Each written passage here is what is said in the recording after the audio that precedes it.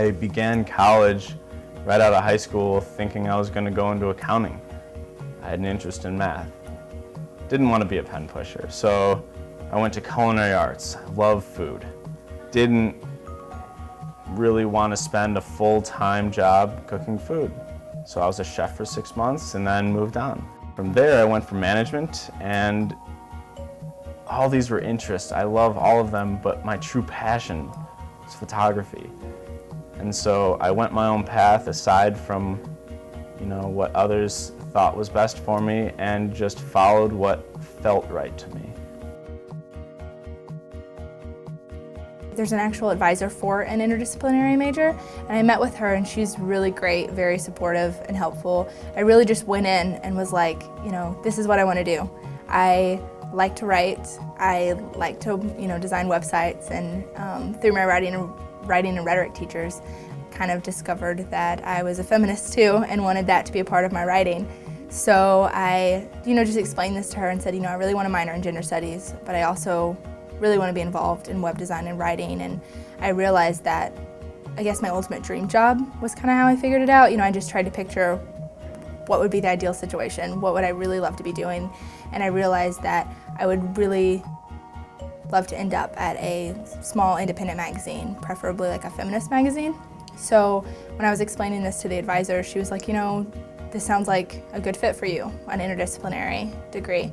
I knew I wanted to be in theater and do that. I knew I was not really an actor or cut out for that, but I knew that there were many other roles and many other concentrations I could pursue in theater, and I just didn't really know the details of what each of those were.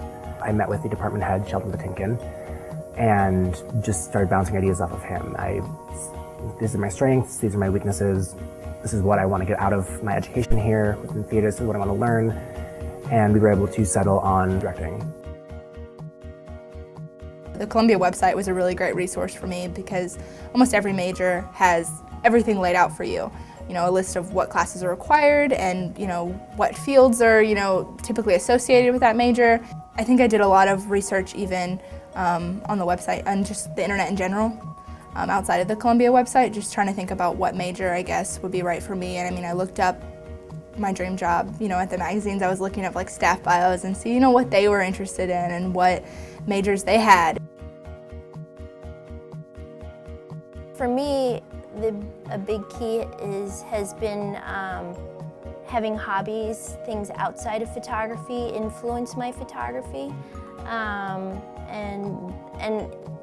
yeah, in the long run, all the other hobbies that I do that have no relation to photography has definitely affected and improved my photography.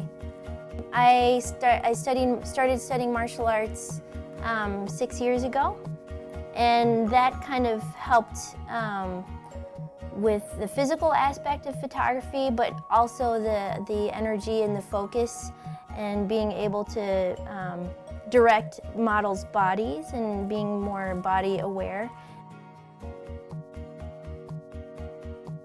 I think I'm constantly evaluating what it is that I want to be doing and will be doing in the future. I feel very strongly that creating is something that's going to be continuous, it's going to be consistent.